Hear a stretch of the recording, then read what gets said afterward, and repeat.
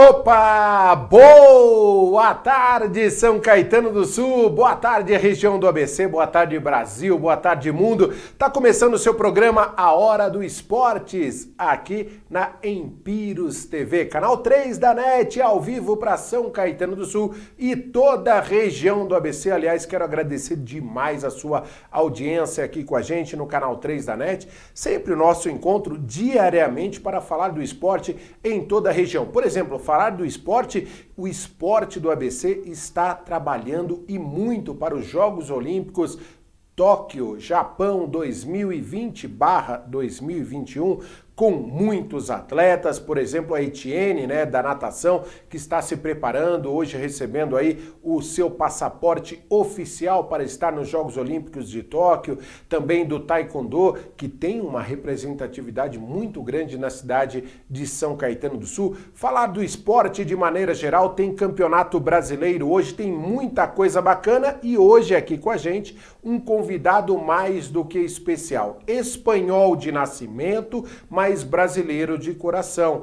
Ele que reside na cidade de São Caetano do Sul e também na bela cidade de Valladolid, na Grande Madrid, na Espanha. Estou falando de Miguel Aranda, nosso convidado hoje aqui na Empiros. Aliás, o seu contato hoje direto com a Europa. Estou falando com meu amigo Miguel Platero Aranda, direto de Valladolid, para falar de coisas do esporte, ele que conhece como poucos o dia a dia do esporte do ABC, joga futebol também, é um esportista, foi um grande atleta do futsal espanhol e hoje é o nosso convidado aqui mais uma vez no microfone do programa A Hora do Esporte. Primeiro deixa eu dar um boa tarde especial para esse meu grande amigo. Boa tarde, Miguel, como é que tá o amigo? A primeira pergunta, já vacinado? Boa tarde, Miguel. Fala, Luciano, tudo bem? Prazer estar aqui com você de novo. Sim, vacinei ontem, Luciano, já estou vacinado.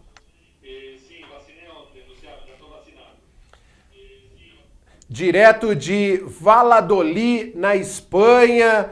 Bem, antes da gente falar de esporte, antes da gente falar de tudo, eu queria que você desse um testemunho para os amigos aqui da região do ABC, do Brasil, em relação a como anda a vacinação aí em Valladolid, aí na Espanha, como é que está o dia a dia de vocês em meio a essa pandemia, esse momento tão difícil? Bom, Luciano, aqui agora já teoricamente está com as duas doses, está praticamente o 30% da população. E com uma dose já está mais de 50% da população.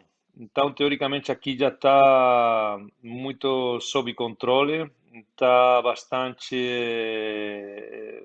praticamente a vida quase normal. Agora você pode ter visto também que na Euro está começando a ter também os estádios com público, que não tinha até agora, né? Então está voltando tudo aos poucos na normalidade.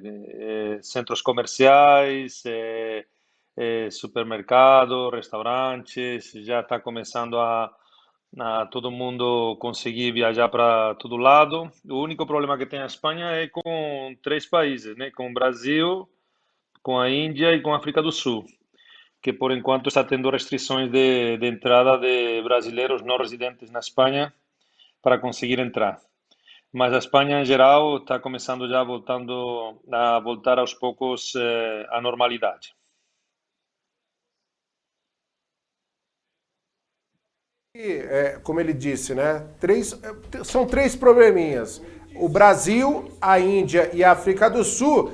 E o Miguel, que é espanhol de nascimento, tem residência fixa também no Brasil, mas a sua esposa, a Fernanda, no Brasil nesse momento, na região do ABC, mais precisamente em São Caetano do Sul, com seu filho Luca.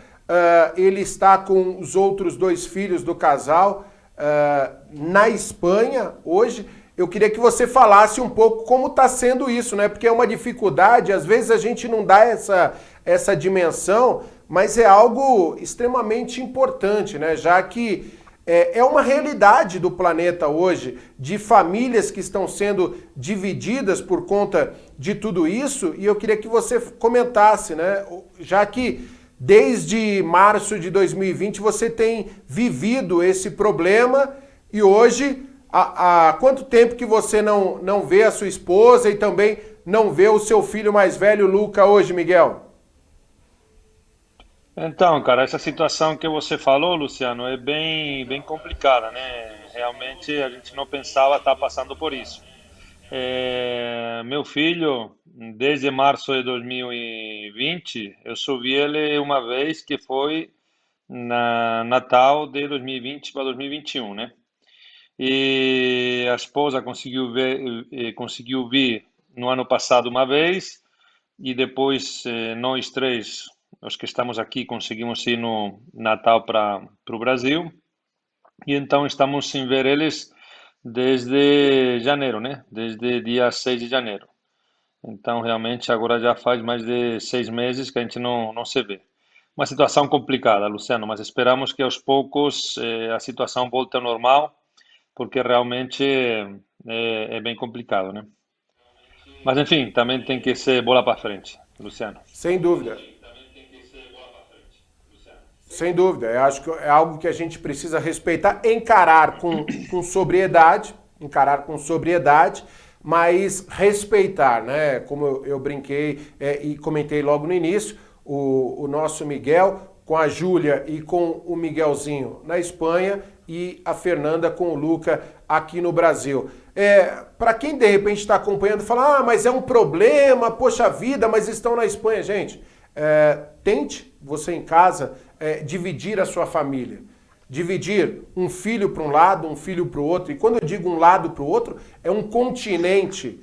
Independente da condição e da estrutura, pouco isso importa. Eu penso naquele abraço no final do dia, penso naquele abraço na manhã para desejar bom dia. Isso é muito importante. Será que você vai aceitar e vai entender isso? Por isso que a gente tem profundo respeito e admira muito essas pessoas que lidam isso com sobriedade. E o Miguel é uma pessoa, com a sua esposa Fernanda também, que conseguiram encontrar isso com tranquilidade para dar essa paz aos filhos, que evidentemente estão sofrendo, irmãos que não estão próximos para poder se abraçar diariamente. É tudo isso que a pandemia gera, muito mais do que, infelizmente, as comorbidades, as tristezas, os óbitos, que são, lógico, muito importantes e tristes neste cenário, mas temos que avaliar também estes outros cenários e a gente respeita muito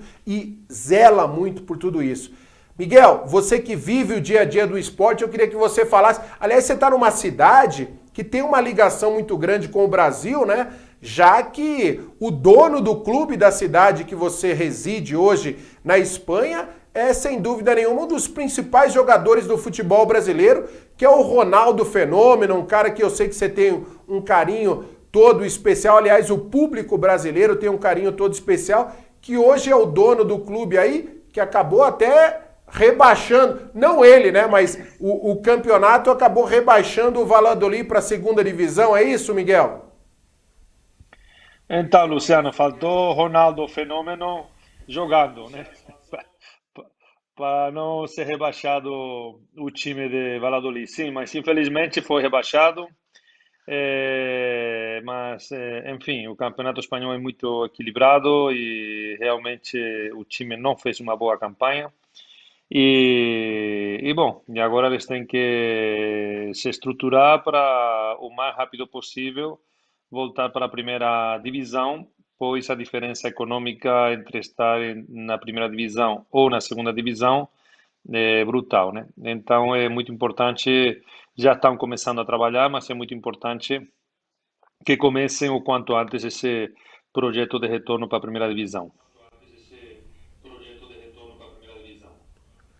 Aí tem também um problema de polarização muito grande na Espanha, quando a gente fala da região da Catalunha com a região mais específica de Madrid e essa divisão da Espanha com o País Basco. Aqui no Brasil, você até por negócios, por família, tem acompanhado também diariamente essa divisão absurda de lado direito, lado esquerdo e tal. O que você tem recebido do Brasil em relação a essa divisão, a essa loucura por conta dessa politização maluca e dessa polarização que às vezes esquece, por exemplo, da existência de um vírus por conta de tantos problemas, e como tem sido também aí para os espanhóis essa divisão em meio à pandemia, já que esse problema de divisão da Catalunha é um problema que é muito, muito anterior aos problemas da pandemia, né? Sim, Luciano, sem dúvida são situações chatas, né? Tudo que tem a ver com político e com política e que o pessoal acaba misturando vaidades e questões políticas e acaba tentando sempre, não sei se a palavra é levar vantagem, mas não pensando no bem comum, realmente traz muito problema. Então, aqui ficou durante um tempo meio adormecido o problema das independências de algumas regiões por conta da pandemia, né? E então, agora que está voltando tudo ao normal, já começa de novo a ter de novo essas notícias sobre o tempo inteiro da, da independência ou das tentativas de independência. E enquanto o Brasil, mesma coisa que o que falamos, né? O que já se comenta, tipo essa polarização, essa falta de programação, de planejamento, está fazendo com que o Brasil não consiga, ou os brasileiros não consigam viajar para a Europa, né? Ou tenha muitas restrições por causa da vacina. O governo demorou muito para tomar decisões sobre a vacina, tomou as decisões tarde, mas bom, em todos os lugares aconteceu. Só que o Brasil eh, até pela cepa brasileira, né, está sendo um pouco estigmatizado ou muito estigmatizado aqui na Europa. Mas bom, vamos torcer porque tudo isso aí passe o quanto antes, porque acaba sendo um pesadelo. Efetivamente, como estão as coisas hoje, por exemplo, se você quiser vir ao Brasil, você pode vir? Qual é a próxima programação que você tem de vir ao Brasil, ou sua família no Brasil de ir te visitar na Espanha? Como é que está isso hoje? A diferença é basicamente essa, Luciano. Eu consigo ir sem problema e voltar. Meus filhos que estão aqui também, eles conseguem, como nós estamos aqui também com a residência na Espanha, e toda a documentação na Espanha, morando na Espanha, efetivamente. Então, nós conseguimos ir para o Brasil, porque não há restrições de entrada de espanhóis no Brasil, e conseguiremos voltar. O problema está na minha parte brasileira, que são os que estão aí, que não têm residência aqui, eles não conseguem vir. Por enquanto, a minha esposa está tentando entrar na Espanha há mais de 3 meses e não consegue entrar porque fica adiando de 20 em 20 dias, por enquanto está restrito a entrada para brasileiros, por enquanto está restrito a entrada para brasileiros, e assim estamos, na verdade, mais do que 3 meses. Estamos assim desde fevereiro, que ela deveria ter vindo para cá e não consegue entrar. E não temos previsão ainda quando vai poder vir, né? Tá certo. Então, você vem para o Brasil agora nos próximos meses, é isso? Sí, vamos a aproveitar as férias aqui espanholas, vamos a estar aí a família o mês de julho aí. Então chegamos dia 8 e voltamos para a Espanha dia 9 de agosto. Então espero você aqui no estúdio, por favor, que venha fazer uma visita aqui no programa A Hora do Esporte, aqui venha participar, falar um pouquinho aí de tudo aquilo que acontece na Espanha. Pode trazer um Ramon se quiser, viu? Ou aquele gin tônica também, viu, Miguel? Tá, tá bom, Luciano. Não se preocupe que levarei um presente aí para você, tá bom?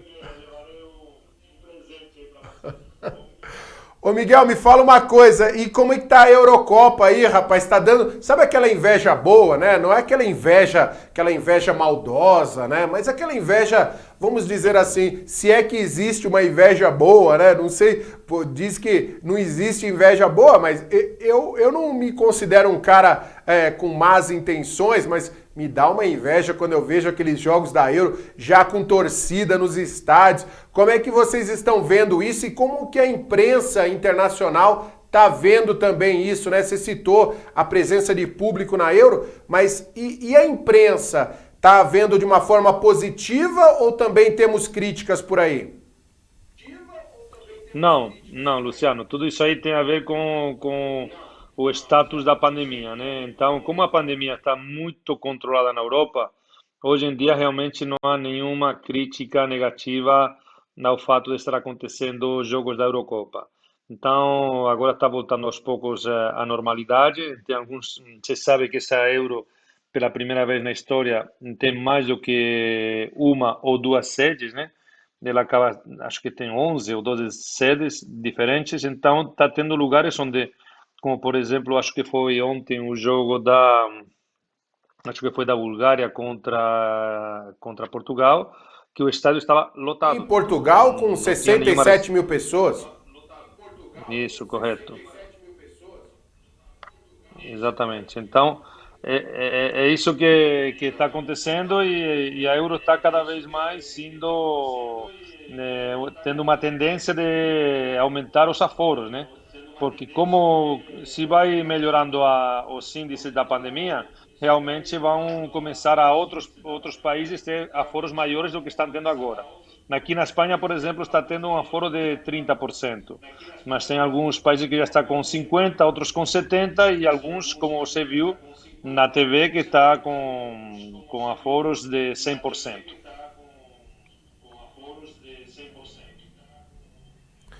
Isso é muito importante. Lógico que, por exemplo, a Hungria ontem que abriu 100% do estádio na partida contra Portugal, Hungria que tem 57% somente de vacinação. Não é que dá a impressão que a Hungria já tem 100% de vacinação. Tem certas coisas também que acabam entrando, assim como aqui, aí também na Europa, numa esfera mais política do que efetivamente de medicina, não, Miguel? Tem isso também, Luciano, só que eles, que acontece? Eles começam a ter aqui outros indicadores, como eu acho que o número de incidências a cada 100 mil habitantes. Então, tem gente que ainda a vacinação não está mais do que o que você está falando, 57, 58%, mas teoricamente tem outros indicadores, como, por exemplo, ocupação das UTIs ou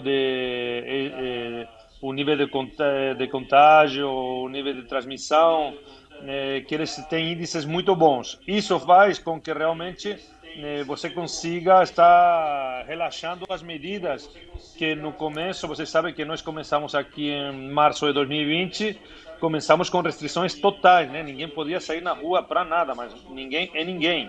Ficamos com confinamentos bravos. Na Espanha foram 3 meses, na Itália foram quase 6, na Alemanha teve idas e vindas.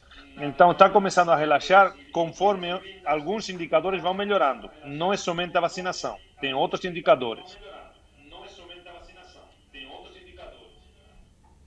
Legal. Miguel, para fechar contigo, a gente falou ano passado e você falou, né, de Itália, Alemanha, Espanha, principalmente a Espanha, onde você reside, que tem como tradição e até é um número matemático, né, uma população muito grande acima de 48 anos, assim como, por exemplo, a Itália também, que tem uma população acima de 48 anos muito grande.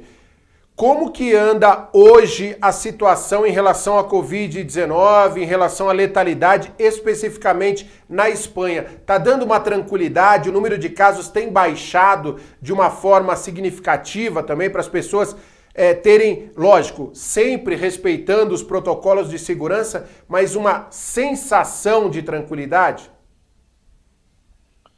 Sim, tem, por exemplo, as pessoas acima de 90 anos, de 80 anos, praticamente já está tendo morte zero. Acima de 70 também. Nas últimas 24 horas, eu acho que morreram 30 ou 40 pessoas na Espanha. A gente já teve picos de 1.200 pessoas por dia, né? Então, realmente agora está bastante sob controle. E cada vez mais, porque o problema está que quem está morrendo é o pessoal que é mais novo, né? Não é tanto o pessoal mais velho, que o pessoal mais velho realmente eles já estão 100% praticamente vacinados, né? Que bom, importante isso. Miguel, grande abraço para você, mais uma vez, sempre um prazer, um grande amigo que a vida me deu aí nas estradas da vida. Espero recebê-lo aqui nos estúdios aqui no mês de julho e fica tranquilo, viu? Porque eu vou preparar uma recepção para você aqui no Brasil com direito a churrasco e caipirinha para você matar a saudade, viu, Miguel? Combinado, Luciano.